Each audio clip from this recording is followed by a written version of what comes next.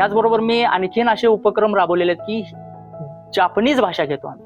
Japanese, आता तुम्हाला प्रश्न पडला असेल की जापनीजच भाषा का, तर ही इंटरनॅशनल भाषा शिकवण्याचं एक प्रयोजन आहे की माझी शाळा इंटरनॅशनल झाली नसली पाहिजे, मुलांची डोकी इंटरनॅशनल झाली पाहिजे. हा फोटो सिद्धेश दादांनी ChatGPT ला त्याचे व्हिडिओ दिलेला. त्याच्यानंतर त्याला विचारलेलं की 21व्या वर्षी कलेक्टर झाल्यावर कसा दिसणार, त्याचा हा फोटो.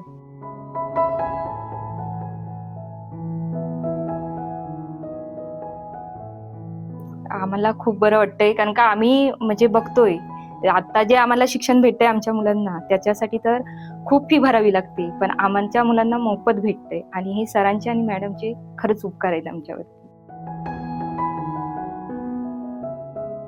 मला वाटलं की पोलीसच मोठे असतात आणि नंतर सरांनी सांगितलं की पोलीस मोठे नसतात, कलेक्टर मोठे असतात आणि म्हणून मी आता प्रयत्न करत आहे. मी 10 वर्षाचा आहे. माझी मम्मी गृहिणी आहे, माझे पप्पा रिसॉर्टवर काम करतात आणि मला 21व्या वर्षी कलेक्टर व्हायचं आहे.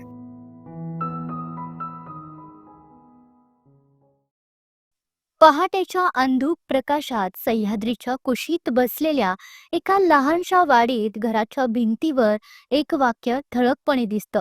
मी 21व्या वर्षी जिल्हाधिकारी होणारच. ही केवळ भिंतीवर लिहिलेली ओळ नाही, तर ती आहे एका दुर्गम गावाच्या स्वप्नाची साक्ष. कोल्हापूर जिल्ह्यातील शाहूवाडी तालुका म्हणजे दऱ्याखोऱ्यांनी व्यापलेला वाड्या वस्त्यांचा अतिदुर्गम भाग. 2 वाड्यांमधील अंतर 5 ते 10 किलोमीटर.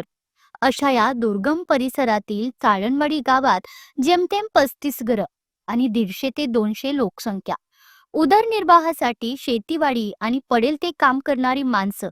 मात्र या गावच्या मध्यभागी असलेली जिल्हा परिषद प्राथमिक शाळा आज संपूर्ण राज्याचं लक्ष वेधून घेतेय. 1ली ते 4थी पर्यंत अवघे 9 विद्यार्थी असलेल्या या शाळेत 3 वर्षांपूर्वी शिक्षक संदीप पाटील रुजू झाले आणि इथूनच बदलाची खरी सुरुवात झाली.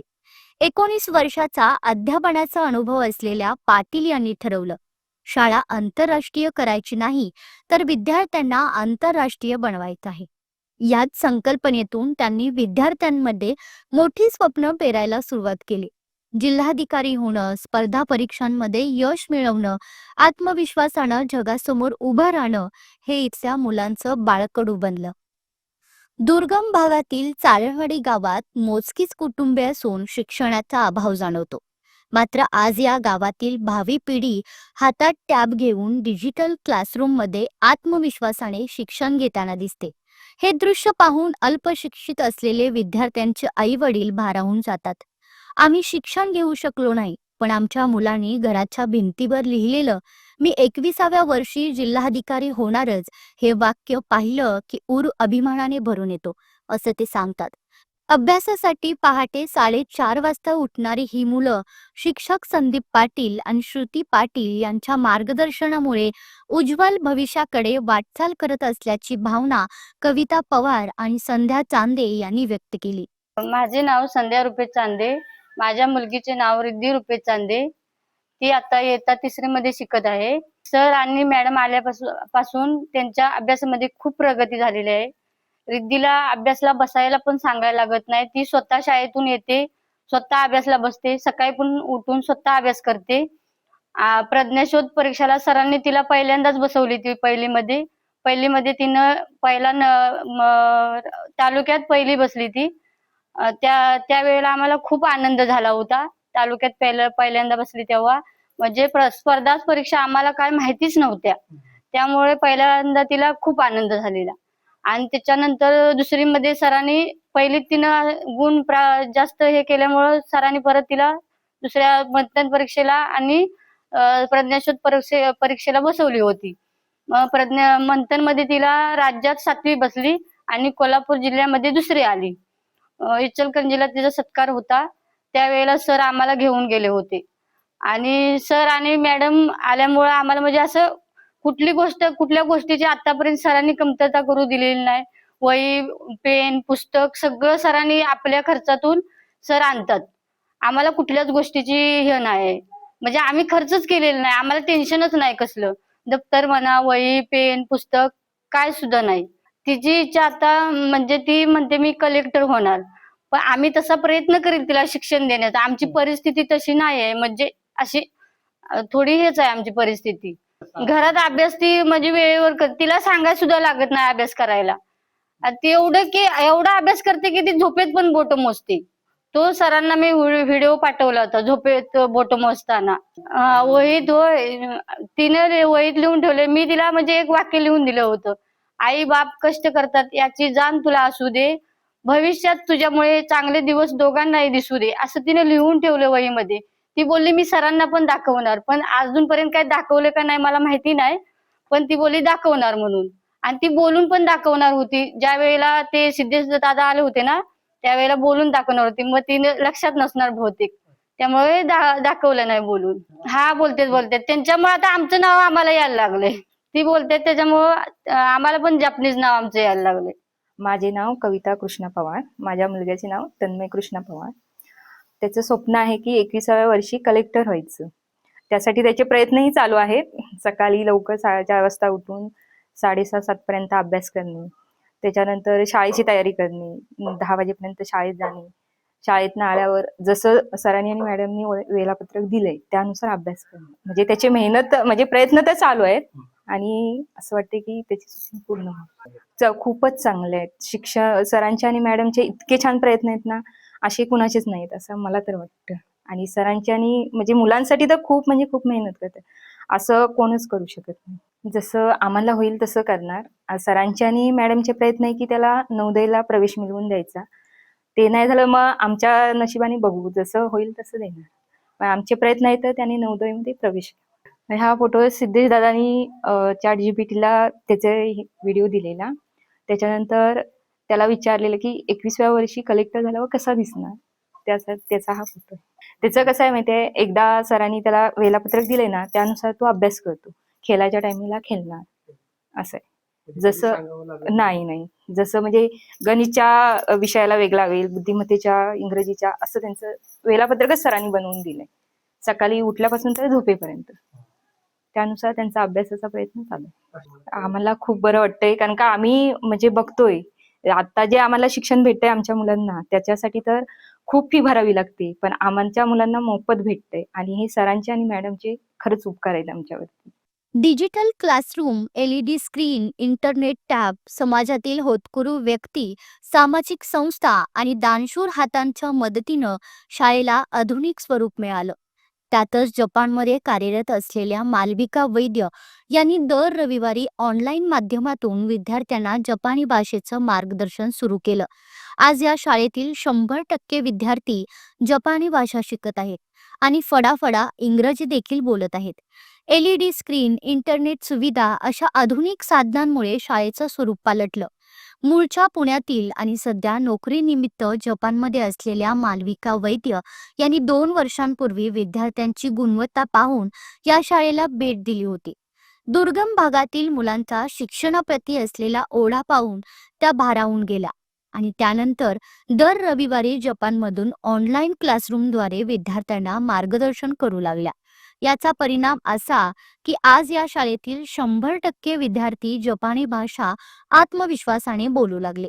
1月、2月、3月、4月、5月、6月、7月、8月、9月、10月、11月、12月。おじいちゃん、おばあちゃん、いっぱいお話楽しいね。だからずっとずっとずっとずっとずっとずっと元気でいてね。शाळा आंतरराष्ट्रीय होण्यापेक्षा माझे विद्यार्थीच आंतरराष्ट्रीय झाले पाहिजेत या संकल्पनेने शिक्षक संदीप पाटील वाटचाल करत असून या प्रवासात त्यांच्या पत्नी श्रुती पाटील सातत्याने विद्यार्थ्यांना मार्गदर्शन करतात. इयत्ता 4थी नंतर सर्वच विद्यार्थी नवोदय परीक्षेत उत्तीर्ण होऊन जिल्हाधिकारी पदापर्यंत पोहोचतील असा ठाम विश्वास संदीप पाटील यांनी व्यक्त केला. नमस्कार सर, मी संदीप पाटील.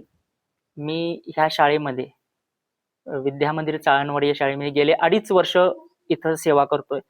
सुरुवातीला मी माझी सुरुवात जी झाली ती ठाणे जिल्ह्यातील आदिवासी भागामध्ये गेले 4 वर्ष मी तिथे सेवा केली. त्याच्यानंतर मी बदली होऊन मी शिरोळ येथे जवळजवळ 13 वर्ष सर्व्हिस केली. शिरोळवरून आता ह्या शाहूवाडी तालुक्यामध्ये गेले 2.5 वर्ष मी सेवा करतो. तर इथं आल्यापासून इथं घेण्याचं माझं प्रयोजन असं आहे की ह्या वाडी वस्तीतील मुलं ना स्पर्धा परीक्षेमध्ये पुढे गेली पाहिजे आणि ती गरज आहे. आणि त्याच्यासाठी आम्ही गेले 2.5 वर्ष प्रयत्न करतो. या कामी माझी पत्नी देखील श्रुती पाटील यांचा हातभार फार मोठा आहे. आम्ही जवळजवळ अपवाद वगळता सर कंटिन्यू मी शाळा कधीच सुट्टी घेतलेली नाहीये आणि त्यात आनंद मिळतोय म्हणून सुट्टी घेतली नाही. मुलांना देखील आनंद मिळतोय आणि स्पर्धा परीक्षेची तयारी आम्ही या ठिकाणी घेत आहोत. माझी मुलं जवळजवळ 8 ते 9 पहिलीपासूनच मी स्पर्धा परीक्षा ह्या मुलांना बसवतो, जेणेकरून त्यांना 4थी आणि 5वीच्या स्कॉलरशिपमध्ये नवोदयमध्ये त्याचा 100% फायदा झाला पाहिजे. त्यासाठी मी पहिलीपासूनच ही तयारी करून मुलांची घेत आहे. मागील वर्षीच मंथनमध्ये माझी 3रीची मुलगी सर महाराष्ट्रात 7वी बसली, कोल्हापूर जिल्ह्यात 2री बसली. हा मला खूपच अभिमान आहे. आणि त्याचबरोबर मी आणखीन असे उपक्रम राबवलेले आहेत की जापनीज भाषा घेतो आम्ही. म्हणजे जापनीज, आता तुम्हाला प्रश्न पडला असेल की जापनीज भाषा का, तर ही इंटरनॅशनल भाषा शिकवण्याचं एक प्रयोजन आहे की माझी शाळा इंटरनॅशनल झाली नसली पाहिजे, मुलांची डोकी इंटरनॅशनल झाली पाहिजे. आणि ही जवळजवळ गेले 1 वर्ष मी ही मुलांना ही जापनीज भाषा शिकवते. आज माझी 100% मुलं जापनीज भाषा बोलतात आणि येत्या जुलै महिन्यामध्ये ही परीक्षा, ती जापनीज परीक्षा देणार आहेत ही मुलं. हा मला समाधान वाटतंय त्या गोष्टीचं. आणि असे बरेच उपक्रम आम्ही राबवलेले आहेत. आणि या कामामध्ये मला आमच्या तालुक्याचे गटशिक्षणाधिकारी आदरणीय डॉक्टर विश्वास सुतार साहेब असू देत किंवा स्वयंसेवी संस्था असू देत, बऱ्याच जिल्हा परिषद मधून जे कोण असतील त्यांनी सर्वांनी आम्हाला मदत केलेली आहे. धन्यवाद. काही दिवसांपूर्वी कोल्हापूरचे जिल्हाधिकारी अमोल येडके या परिसराच्या दौऱ्यावर आले होते. या कार्यक्रमासाठी चारणवाडी गावच्या शाळेतील विद्यार्थ्यांनाही आमंत्रित करण्यात आलं होतं. कार्यक्रमस्थळी जिल्हाधिकाऱ्यांचा ताफा दाखल झाल्यानंतर पोलीस कर्मचाऱ्यांनी त्यांच्या वाहनाचं दार उघडलं. हा क्षण चारणवाडी शाळेतील विद्यार्थिनी रिद्धी रुपेश पाटील हिनं पाहिला आणि तिनं थेट जिल्हाधिकाऱ्यांना निरागसपणे प्रश्न विचारला, सर तुमच्या गाडीचं दार पोलिसांनी का उघडलं? याच क्षणापासून रिद्धीच्या 21व्या वर्षी जिल्हाधिकारी होण्याच्या स्वप्नाला नवी दिशा मिळाली. मलाही तुमच्यासारखं जिल्हाधिकारी व्हायचं आहे असं तिनं निरागसपणे सांगितलं. Hello, my name is Riddhi Rupesh Chane. I live in Chanwadi. My school name is Vidya Mandir Chanwadi. My sir name is Sandeep Patil sir and my teacher name is Shruti Patil teacher. My father is mason and my mother is housewife. My father name is Rupesh and my mother name is Sandhya. My aim in life to be a collector. पहिल्यांदा आमचे sir आले, नंतर मी पहिल्यांदा परीक्षेला बसले, नंतर मग मी तालुक्यात पहिली आली, नंतर मी 2रीला बसले तेव्हा मंथन परीक्षेला बसलो आणि प्रज्ञा शोधला, आणि नंतर मग मंथनला राज्यात मी 7वी बसले आणि जिल्ह्यात 2री बसले. नंतर आता 3रीला आहे आणि मी 3रीला मला 300 पैकी 300 मार्क पाडायचे. हा, जापनीज कशी शिकलीस? पहिल्यांदा 5च्या वर्षी मे महिन्यात त्या एक मॅडम आलेल्या आणि नंतर त्या आम्ही म्हणजे डेमो दाखवला. त्या बोलल्या की भारी मस्त. नंतर त्या बोलल्या की म्हणजे मी तुम्हाला काय म्हणजे मदत कशी करू. नंतर सरांनी सांगितलं की जपान भाषा शिकवा. काय शब्द सांगू शकतील काय जपान मधले आणि मराठीतले काय? हुशार मुले म्हणजे जोजू देस. शाळेला वाताशी वा गाकुर राबाय वा विद्याबुद्धी चारवाडी देस. मी पहिलीला होते तेव्हा आमच्या म्हणजे वाडीत कलेक्टर साहेब आले होते. तेव्हा मी त्यांना विचारलं की तुमचं दार पोलिसांनी का उघडलं, आणि नंतर मग ते आमच्या सरांनी सांगितलं की ते म्हणजे मला वाटलं की पोलीसच मोठे असतात, आणि नंतर सरांनी सांगितलं की पोलीस मोठे नसतात, कलेक्टर मोठे असतात, आणि म्हणून मी आता प्रयत्न करत आहे. Hello, my name is Tanmay. I am 10 years old. I live in Chanwadi. My school name is Vidya Mandir Chanwadi. My mother is a housewife and my father is work in research. My aim in life to be a collector. मी माझं नाव सांगितलं. माझं नाव तन्मय. मी 10 वर्षाचा आहे. माझी mummy गृहिणी आहे, माझे पप्पा रिसॉर्टवर काम करतात आणि मला 21व्या वर्षी कलेक्टर व्हायचं आहे. यासाठी तू कुठल्या परीक्षा मी मंथन ही परीक्षा देतो, वेद देतो, अक्षरगंगा देतो आणि मला या परीक्षेमध्ये पैकीच्या पैकी मार्क पाडायचे आहेत. तुला शिक्षक कसे शिकवतात? छान शिकवतात. जपानीज भाषा कशी शिकवतात? मे महिन्यामध्ये मॅडम आलेल्या आहेत, त्यांचं नाव मालविका वैद्य. त्यांना आम्ही डेमो दिला. त्या डेमोतून त्या अगदी प्रसन्न झाल्या. त्या म्हणाल्या की आम्ही तुम्हाला काय मदत करू शकतो. तेव्हा आमच्या सरांनी सांगितलं की तुम्ही आम्हाला जपानी भाषा शिकवा. शाळा किती वेळ बसता तुम्ही शाळेमध्ये? किती वेळ? टाइम नाही लागत. किती सकाळी किती तुझी 10ला आणि संध्याकाळी 7, 7:30. कंटाळा येत नाही शाळेमध्ये? असं नाही. घरी खेळू वाटत? कंटाळा घालवण्यासाठी काय? खेळायला म्हणजे कंटाळा आला की खेळायला विचारतो तेव्हा सर आम्हाला खेळायला सोडतात. काय काय खेळतात? Kabaddi, kho kho, carrom, bat ball, cricket. मी वाताशिनो, मायनीची, योजिनी, ओकीबाज म्हणजे मी 4 वाजता उठतो. चारणवाडीची ही शाळा एक गोष्ट ठळकपणे सांगते. सुविधा कमी असल्या तरी शिक्षकाची दृष्टी, समाजाचा पाठिंबा आणि विद्यार्थ्यांची जिद्द असेल तर वाड्या वस्त्यांमधूनही जिल्हाधिकारी घडू शकतात. ही शाळा केवळ शिक्षण देत नाही तर घराच्या भिंतीवर स्वप्न लिहिण्याचं धाडस शिकवते.